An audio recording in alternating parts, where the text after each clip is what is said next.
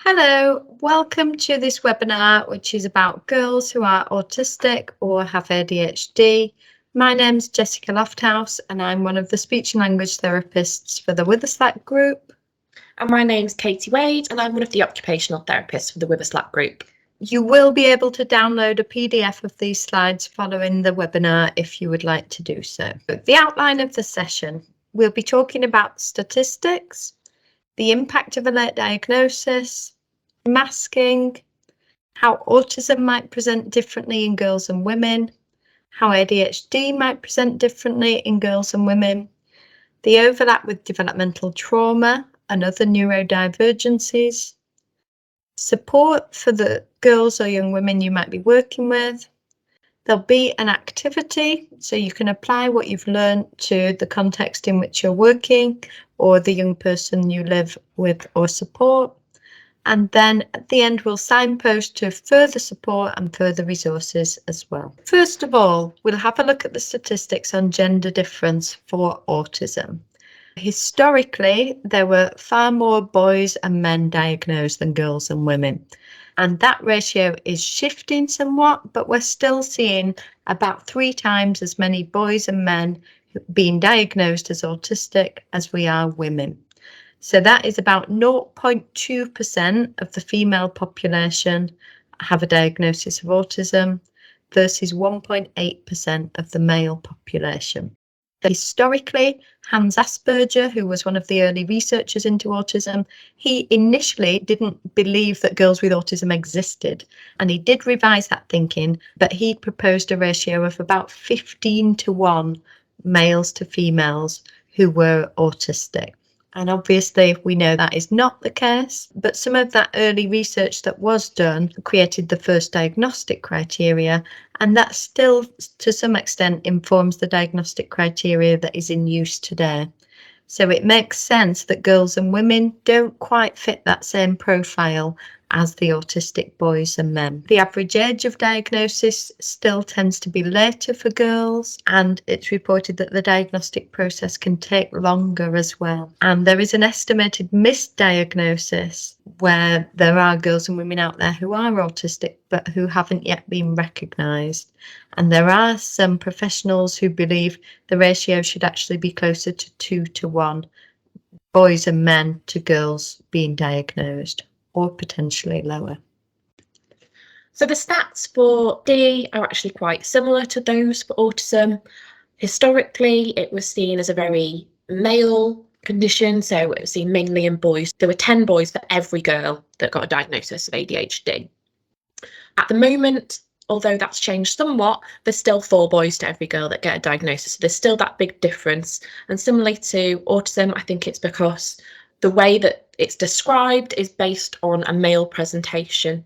Girls are much, much more likely to get a later diagnosis, and that means that by the time we look at the stats for women, it's more like a 2:1 split between women and men in terms of ADHD diagnoses. But even then, it's estimated that between 50 to 75% of ADHD women and girls miss their diagnosis altogether. They are undiagnosed and they're not getting the support that they need. We've got a couple of reports here from women who received a late diagnosis and what the impact of that was for them. First of all, we'll look at Elizabeth Vicklander. She is a cellist in the London Philharmonic Orchestra, and she was diagnosed as autistic in early adulthood. So she says, "I always felt that I was different. The trouble was, I couldn't explain how, and certainly not why. It felt as if I'd been provided a different rule book, and that I lacked a community to fall back upon that could confirm to me the way that I interpreted the world was valid too. So I grew up feeling very misunderstood by pretty much everybody, even within my own family. If I applied what would have been my motives, my intentions, upon someone else's behaviour, or vice versa, the outcome was often negative and very confusing. So to me, the social world became scary and unpredictable." So I think it's really important to appreciate the different experience our neurodivergent girls and women might have experienced. And by trying to understand and empathise their perspective, we can support them and understand them more effectively too. So this quote for ADHD, rather than it being a famous person with a diagnosis, it's actually based on one of my friends. I've had two friends that have recently been diagnosed ADHD, and Amy got diagnosed in her 40s. And I asked my friends, what was that experience like for you, and what was the impact of that for you? And Amy said that the impact for me was poor self-esteem. Although I presented as confident, I secretly thought I was lazy and rubbish for not achieving things which I was clearly intellectually capable of doing. And I think a lot of girls and women with ADHD, they are told that they should be able to do things that actually they can't do, or they really have difficulties doing because of their ADHD. And then they internalise the messages that they're getting, that they're not doing well enough, they're not trying hard enough, they're not good enough. And it results in really poor self-esteem and quite negative mental health outcomes. I think it's also really important to recognise that girls and women that don't get diagnosed and get the proper support that they need have the same negative experiences and the same negative consequences as boys and men. And that includes poor academic performance in school and also significantly increased likelihood of involvement with the criminal justice system. So it's really important that we recognise these girls, we support them to get a diagnosis, and then we make sure that their needs are being well met to prevent those negative outcomes. So we'll move on to talking about masking, and we'll start by watching a YouTube. So this is Charles Davis. She is an autistic Welsh YouTuber, and in this video she's talking on the Aspie World podcast, which is hosted by Dan Jones, who is also an autistic Welsh YouTuber. Okay. So I think it's really important to recognise that anyone can mask. So it's not just autistic or ADHD girls and women who can mask. You might see this in boys too. So typically what we see is children during the school day trying their very best to conform to the school rules, to fit in with their peers, perhaps mirroring the social interaction style of their peers around them. But throughout the day, those anxieties are building, and the sensory demands, the communication demands, the academic demands are building to a point where when they go home, if that's their safe space, then they might erupt almost like little volcanoes, and all that anxiety and those worries come out. And they might need to spend lots and lots of time re-regulating, processing all of those demands from the day. So if we can understand masking, educate our young people about that, give them safe spaces within the school day where they might be able to begin unmasking a little bit, it should help them to manage their anxiety levels throughout the day. There are some autistic people who talk about masking like Charles did, and saying it feels like when you're masking all the time, you start to lose your sense of self. And it might be really difficult to pick apart actually which is your true elements of your personality and which are other elements that you are mirroring from other people around you. An autistic woman I know, she says when she was little, she used to say that her favourite colour was blue and she really loved horses. And neither of those facts were true. It was that the other people around her, they were their favourite colours, their favourite animals, and it took her a long time to discover what it was that she truly liked. So if we've got girls who are masking an awful lot in school, it means that the people around them might not be alerted to what their needs are, might not be able to understand their needs and appreciate just how profoundly they are impacted by being autistic or ADHD in an environment that is largely designed for non-autistic or non-neurodivergent people. And I think masking is a really significant contributing factor to why our girls and women often receive a later diagnosis than the boys do. It's a factor that disguises their neurodivergence, and we need to be really mindful of that. And what some people report is that masking is absolutely exhausting. They're working 2 or 3 times harder than everybody else around them in order to try and comply with the everyday demands of school, and also to try and fit in and appear the same as everybody else. Appreciating masking and supporting our young people will hopefully help to relieve some of that exhaustion and some of that anxiety, meaning that their well-being is better and they're happier as well. So thinking more specifically about autism now, how does it present differently in girls and women? I think it's important to recognise that what we're really talking about here is just a different autism phenotype, or just a different presentation of autism. So you may know boys and men who also present in this sort of way. It's not exclusive to girls and women, but more common. So we know that historically, autism was seen very much as a male condition. So people, I think, don't instantly think or consider autism as a possibility for some of our girls when they're at school. Typically, girls have more speech from an earlier age. I've worked with people with absolutely fantastic vocabularies, and that can be a real masking factor that means people aren't considering autism. Or they're saying she can't possibly be autistic because she will make eye contact and she has loads of speech and she has friends. And of course, we know that isn't true. What we see with our girls is that sometimes their special interests are more in line with their peers. So they might be into music or art or unicorns or colouring, for example. And those interests are maybe quite in line with what their peers are into as well. And we know that perhaps they are masking more and they are pretending that those are their interests when they might not be. When we typically think about traditional autistic special interests, we might be thinking about trains or dinosaurs or maths.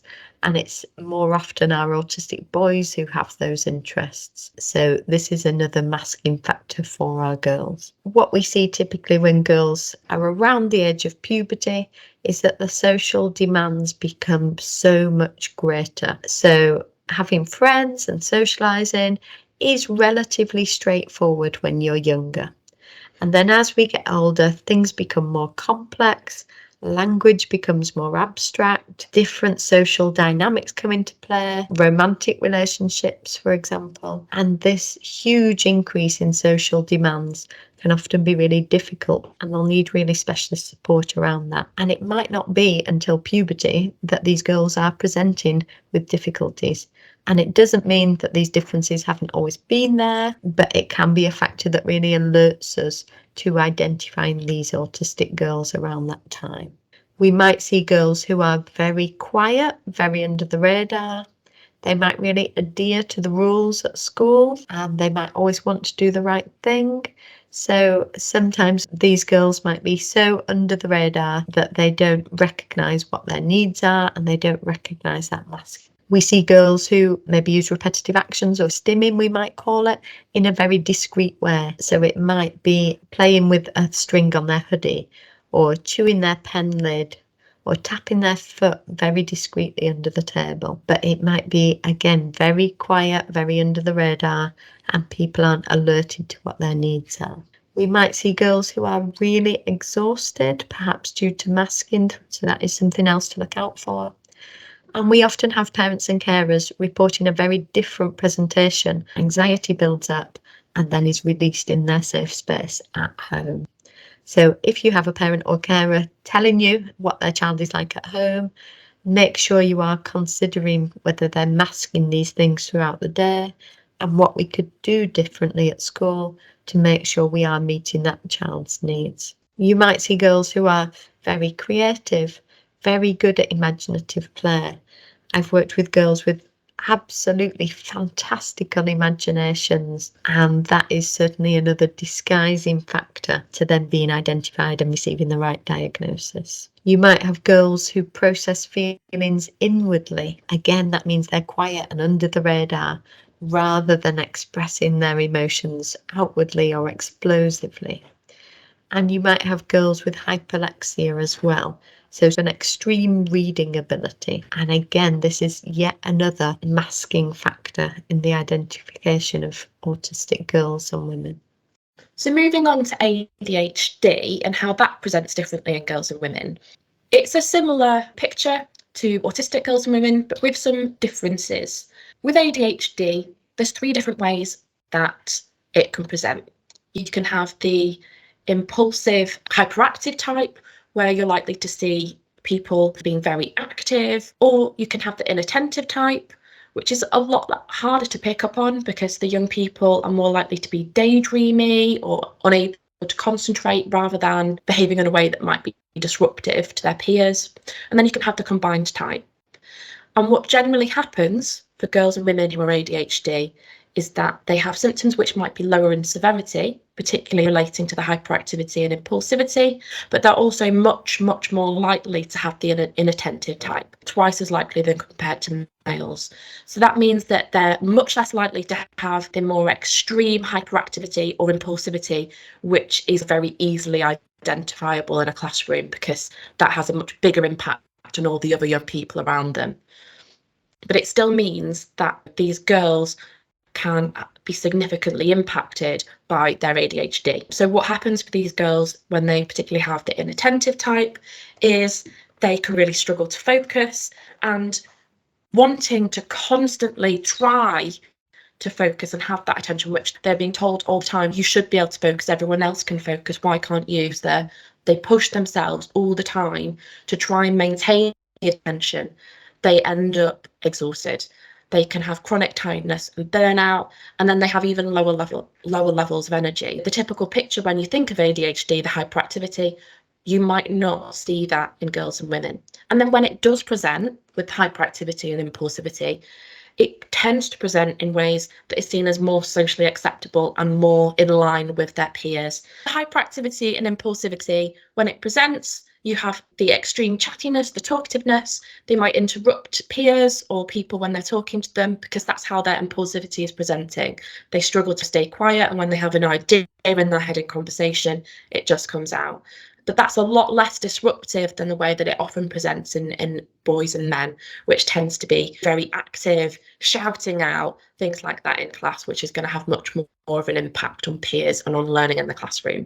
So teachers often miss it, and that means that these girls aren't getting a diagnosis and they're not getting the support that they need. What also often happens is that girls will go underneath the radar until they hit puberty.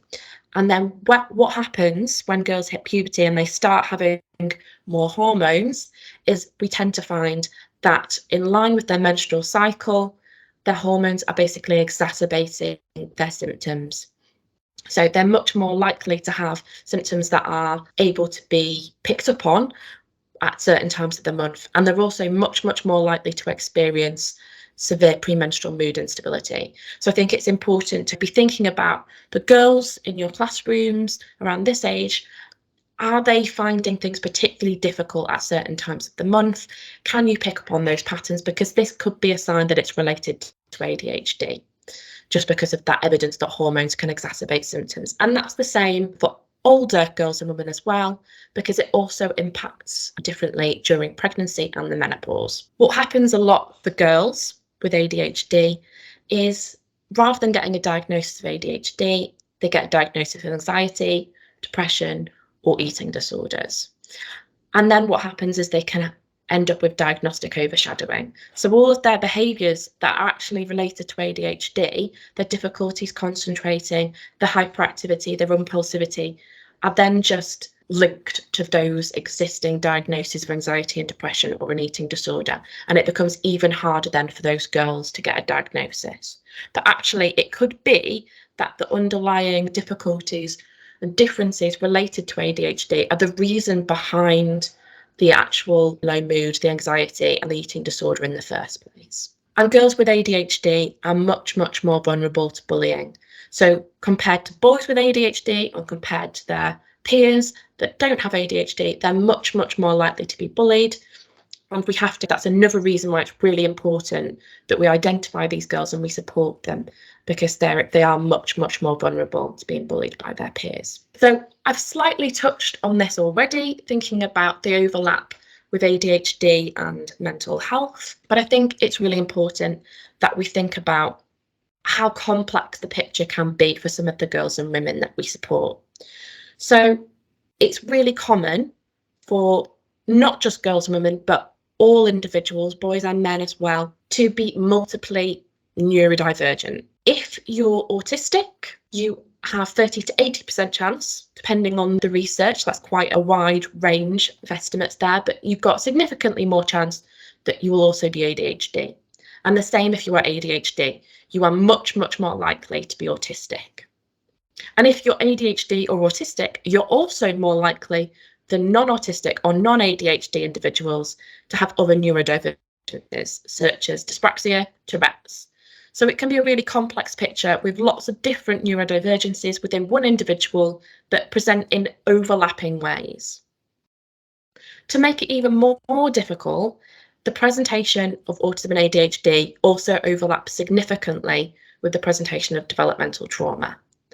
And lots of girls and women with autism and ADHD will often get a diagnosis of developmental trauma and then really, really find it difficult to get a diagnosis of autism or ADHD, even though both can occur at the same time. And it's also really important to note that girls' experiences of autism and ADHD also can result in complex trauma. If our girls and women that are autistic or ADHD are masking, the likelihood is they're experiencing traumatic sensory overload every day, and that's not being recognised. They're probably being told that they're overreacting, that there is nothing for them to be worried about, that they need to stop being overly dramatic. And so they start to mask that experience. They're not letting people know how uncomfortable they are, and they're experiencing extreme distress because of their sensory overload on a daily basis. They also might be experiencing bullying or social isolation. And on top of that, we talked about how masking can result in feeling like they don't know who they are. They don't have self-esteem because they feel like they have to present as someone else to be accepted.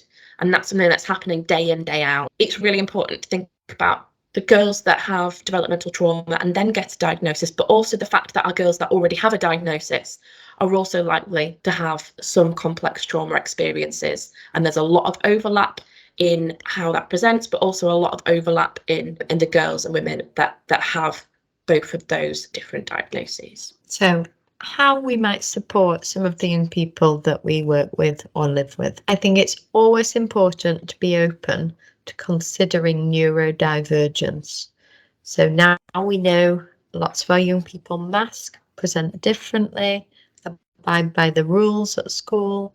We can start to dig a little bit deeper and try and understand what's going on for them. Making it really clear that you are a neurodiversity ally. So that might be celebrating Neurodiversity Celebration Week at school. It might be having books in your room about autism or ADHD, talking to colleagues and young people or family members about neurodivergence. It might be wearing a little pin badge on your lanyard or your jacket to show that you are a neurodiversity ally. Talk to people about masking. If they are people who've always lived in a very neurotypical world, then they might not have any experience of what masking is. And if you can explain that to people and help them to understand, then they can better support the young people around them too. Being aware of where you might signpost to for further support. And we'll come on and have a look at that. And ensure anything that you are doing in your practice is tailored to the individual young person and is specific to their neurodivergence. That can be how printed information looks on a page, for example.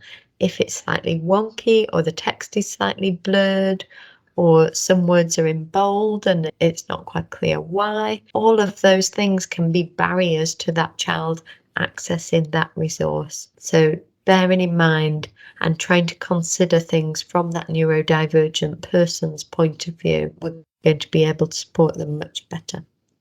And giving specific support around puberty, periods, and sex and relationships will be really important for our young people. They might find that those topics very difficult to learn about in a group situation, for example. So we'll signpost you to some specific resources at the end as well.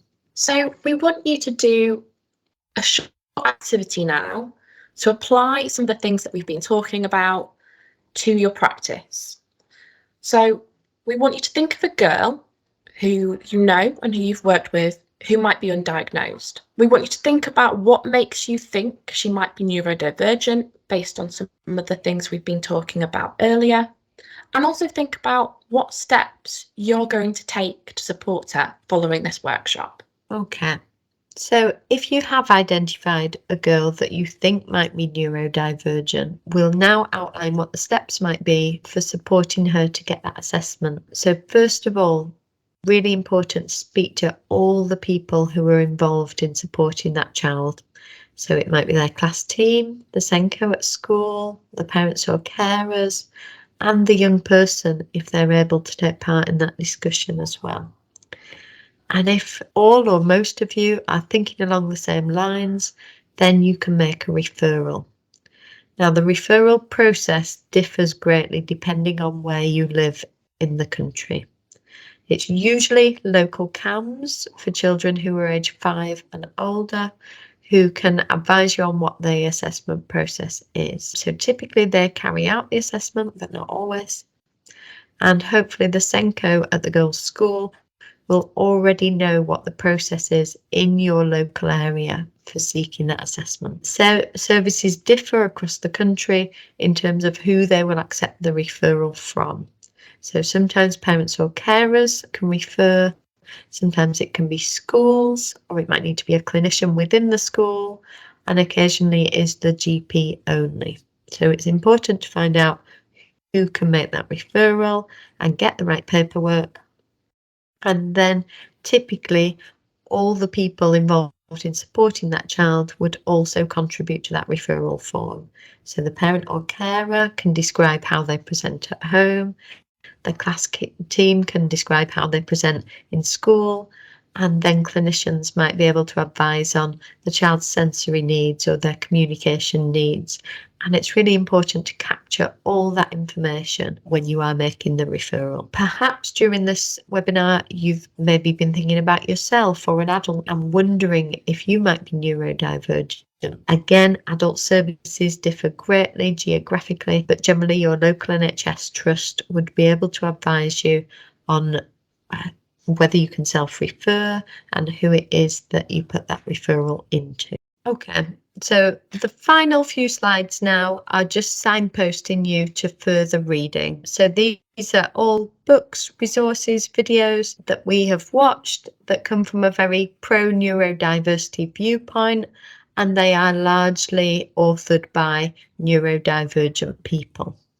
Okay, so there are books there for young girls right the way through to adults as well that all focus on autism. And then there's not quite as much out there in terms of further reading for ADHD, but there is a growing amount of literature and resources out there for girls and women with ADHD. So I've shared on there a book called The Girl Who Always Could, which is really nice for very young girls to explain what ADHD is. There's also a Teenage Girl's Guide to Living Well with ADHD. And then the other two books, they have been designed more for women with ADHD or those that are supporting girls and women with ADHD. There's also a link there to some further reading, which gives you a more in-depth example of the personal experiences of a woman who was diagnosed as ADHD in adulthood. We've got some books there that are specific to sex and relationships education. They are typically written for autistic girls, but would certainly be applicable to most girls with ADHD, and I think most girls in general. So for example, the Autism Friendly Guide to Periods, that's written by Robin Stewart, who is an autistic woman, and there's lots of photographs in there that support the girls to be able to visualize lots of different things relating to periods and gives an autistic person's perspective on what it's like to have a period and manage that. And then there's the Safeguarding Autistic Girls book there, which I think is absolutely core reading for any DSLs in school settings where there are autistic girls or young women. And then some further watching there as well. So these are all videos created by autistic girls or women talking about what their experience has been like. There's some online training delivered and designed by the National Autistic Society, and I think there's a small fee to access that online training. But if you would like to do anything more in depth following this session, that would be a good starting point. And that is the end of the training. So thank you very much for listening. We're going to switch now to Katie for a Q&A session where Katie will answer any questions that you might have. Okay, thank you very much.